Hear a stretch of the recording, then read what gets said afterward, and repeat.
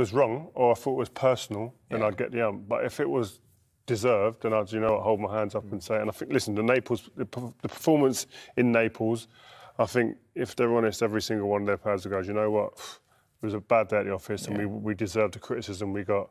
But again, I think we reiterated on the night, we wasn't saying they were a bad team overnight. No one was saying they were bad players overnight. It was a bad performance. OK, well, look, we know what they've done this evening. Let's explain to people at home how they did it, shall we? Yeah, well, let's have a look at the first goal. A long pass, wasn't it, Rachel? Not a long ball. Yeah, exactly. A long pass. Very accurate. And I think if we look at the long ball from, or long pass from Alisson, we've got a situation whereby two defenders here, Rio will tell you the cardinal sin is to almost cross as defenders, and that's what happens. And all of a sudden, you get Jota just peeling off into a gap here, and then when we pause it, all there is a knock-on effect. Michael, could I just stop really quickly and ask why is the cardinal sin for defenders to cross like that? Rio. It just leads to confusion. I mean, if you take it back here, they're in really good positions in terms of being able to deal with this if they stay like this. If they start this and, say, for instance, the right-back is coming on his side of the pitch and he says, I'm going to go and win it, it's coming on my side of the pitch. Or even if he doesn't, even if he says he's not going to win it, the next guy, centre-half, one of them says, I'm going to win it. When that happens, right, and you say that, then one of you has to be the player that then sweeps here.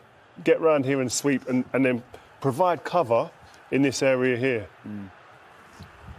Watch what happens. There's zero cover in that area that I've just highlighted once there is confusion. Look, there you go. He gets the other side of him. Yeah, and what it does is obviously it brings Bassi over from this position. He's got to then cover. Leaves Mo Salah in all this space. And from Mo Salah's point of view, listen, if this was me, I'd be taking a right foot touch here and I'd be shooting with my right foot. Mo Salah's, of course, a left-footed player coming in from the right-hand side. The good thing with this situation, he's got that much room that he can afford to bring it in onto his good foot, which he'll be just absolutely loving. Look at that. He can take a touch infield, which is very, very rare in that situation. So then he's coming in on his left foot and it makes it an easy-ish finish for a man of Mo Salah's quality. Yeah, I'd be fuming as the goalkeeper, to be fair, with that right back and that right centre-half getting too close together. It leaves Bassi with a massive gap between them, and Daley Blint's not back covering. It just leaves gaps. And, thankfully for Liverpool, they exploited them. Yeah. But then coming on to the retribution from Ajax getting back at them, it was a time when Trent Alexander-Arnold switched off. Look at the shape that they're in. Excellent shape. Happy with that. Back four, we've got for Liverpool. In front, solid. No gaps. Exactly what they didn't do against Napoli, in Naples, was to be compact and hard to play through. If we stop it here, Trent Alexander-Arnold on the right-hand side there has got eyes on player here, on Berghaus, on the player there. He knows exactly what he's going to do. He's in a good shape with the back line still, but just lets Berghaus just run as he runs on. He's got to match his run. You can see there's no pressure on the ball from Salah. And so, as we were talking about before the match, Alexander-Arnold has to drop in and match the runner. And you said there he knows exactly what he's going to do. So why doesn't he run back with the player? So you're right. We can see what's going to do. It's almost like he doesn't see the picture and doesn't recognise exactly what his role is defensively, or whether he's passing on that defensive role. I think I said before the game about his thought process were not sharp from a defensive point of view. And that was clear to see tonight as well. I just want to ask both of you a question on that. My only theory, to answer your question, Jake, if we just take it back, do you think that Trent actually thinks he's blocking that pass and that he doesn't need to run, that there's no space to pass it? Maybe. I'm just trying to think why... That's a gamble, though. That's the only thing is... I mean, but a lot of the time, if you're in the right position, you think, well, the only one that's going to get me is over my head. Yeah. I'm actually blocking the channel here. Do you think he's actually thinking, well, there's no way they can pass it alongside? He's got to be thinking something. Do you know what? The only thing I would say in protection of Trent here, right, if I'm playing here, I'm Trent's eyes and ears there. That's me there in that position. And I'm saying to Trent, anything to feet, you go and get it. And basically stay in that position. I don't mind you staying there because my thing will always, and it comes down to communication between the two players before the game. This area here, behind the fullback, was my area. I say to my right back, you go to the ball, go to the player, and if the ball goes over your head, that is me. And if I'm not there, you can shout at me, and it's my fault. But are they having those conversations? Is that communication being had before or during the game to really say to? Because after this whole this finishes, I don't see Trent saying to Matip, "Where was you?" So maybe that conversation hasn't been had. Can I just ask one other quick question? Once you get into this position here, and let's caveat this with the fact we know he's a phenomenally talented player, and in an attacking Trent, and in an attacking capacity, we'll have a look later at just how great he was for Liverpool going forwards. But in this position here, and a few other times this evening, what is the reason for the recovery run not being at the rate of the other players? How do we square that away? Yeah, look at this here. You're right. The intensity. I'm sure I've seen the start. It was last season.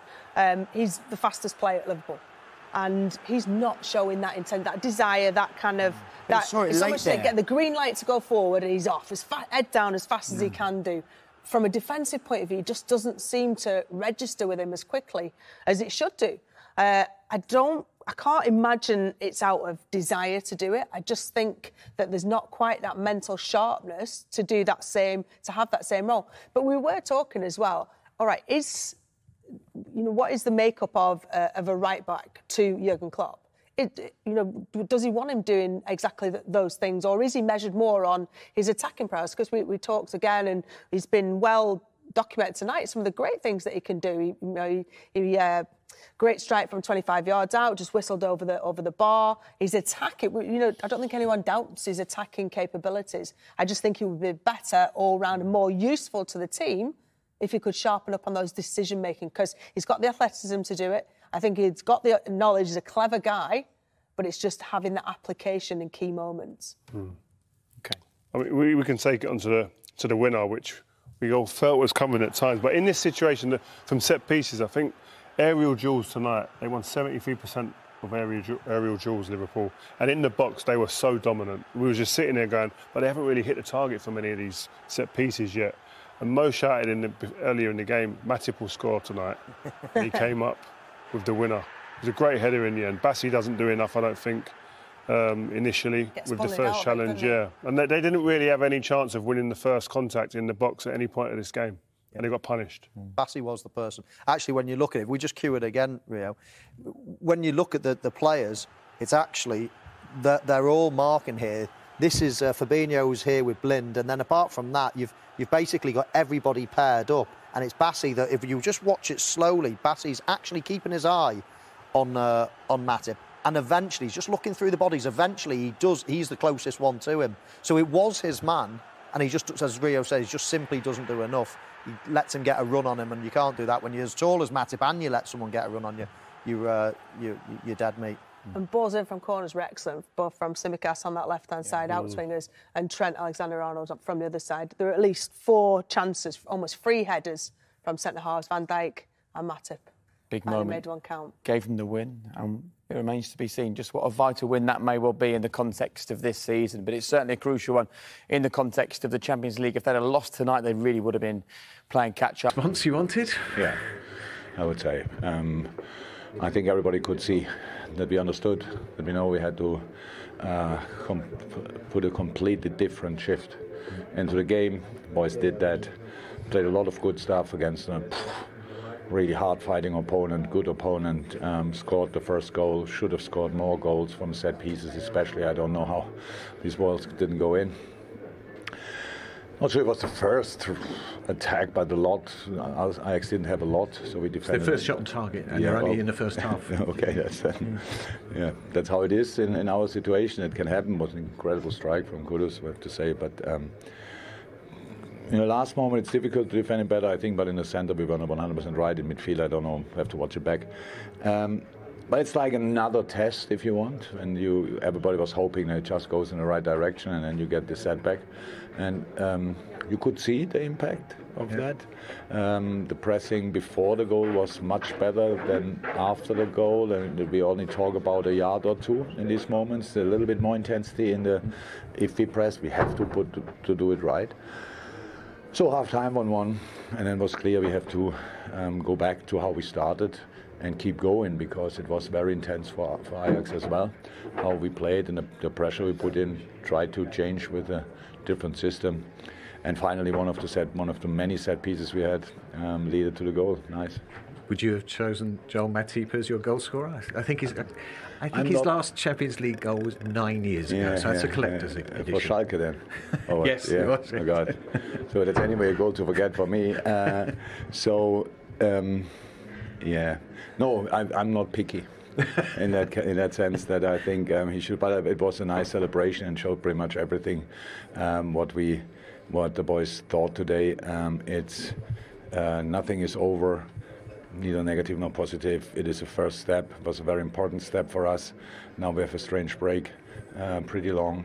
But and the players come only back Wednesday, Thursday for the game. But we have to hope and pray that they come back healthy, and that we can train with the others properly. And then, Brighton is waiting. There's still plenty to do. I mean, Joel scored tonight. Virgil had chances, but the Ajax goal, did they get in behind too easily? I don't know. I have to watch it back. Well said. I saw that in the end you cannot avoid all balls in behind. But I thought we really dealt pretty well with that. If that in that situation not, that's what I said. But that will always happen in football. It always happened before.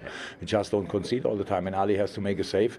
Then something went wrong beforehand. So I understand that we talk about all little details, but for us it's obviously not that important, because it's about conceding a chance, what always can happen, especially with the quality of the opponent, and getting back to how it should have been. And that's what we did, especially in the second half, and that's why I'm really happy with the performance. Thanks, Jürgen. Well done. Welcome. You know what? I think the true story of tonight was Jürgen Klopp's reaction at full time. I think that told us plenty, didn't it? And actually, you look at the fixtures, they don't play again till the 1st of October. The last thing he would have wanted is to go into this period with the international break and no football on the back of a poor performance and a poor result. It's hard to say how important that is for Liverpool, because it feels like it could be significant. Yeah, and I think also Liverpool, in my eyes, have always been best when they play twice a week. Yeah. You look at the start of this season, again, lots of injuries, lots of training ground injuries.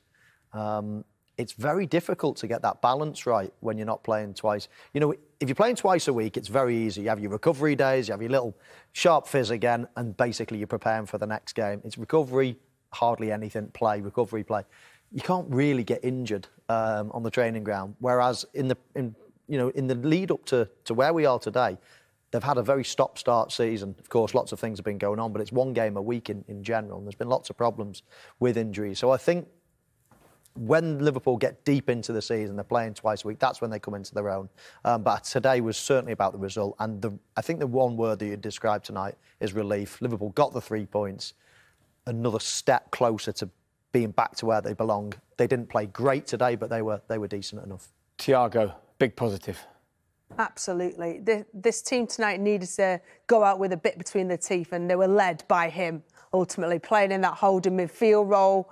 And Jürgen Klopp said in his interview about being a yard closer to players compared to the game against Napoli, about having that intensity increased, and that's exactly what he does. He's always on the ball, available to receive the ball. He's very simple in what he does, but his positioning is excellent all around the pitch. Just ready, anticipating. You could see he takes a little step then to ensure that he can push off and power into the challenge there. Having that physicality, something again that they missed in the game against Napoli, and something they needed to have from the outset. He's got great feet as well, hasn't he? Does provide, an option for them. But he's that link between defence and the forward play. As technically excellent he is, I think everyone tonight can see exactly what they lack when he's not on the pitch. I think he came on against Napoli, and he was the only one who got any sort of positive praise, not praise, but positive words from the manager in terms of his intensity, stepping onto the game and stepping onto opponents. And he took that into the game today. And I think that when the way Jürgen Klopp's team, we spoke about it, the way they play and when they're at their best is when they are against people, when they are in people's faces, and then when they win it in transition, play the ball forward. And he epitomised all of that today.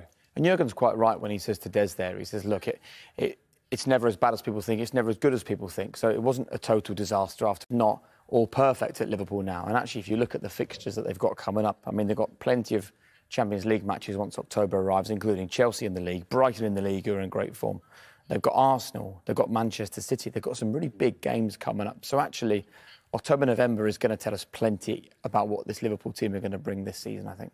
Yeah, and nothing's lost yet. I mean, Liverpool have had an average start to the season, but they're not out of any competition. You know, in Champions League now, after tonight's win, they're in a decent enough position again. In the league, you know, it's a you don't want to be giving Manchester City and the likes a head start, but nothing's over yet. So, yes, it's been a poor start, but nothing that they can't recover.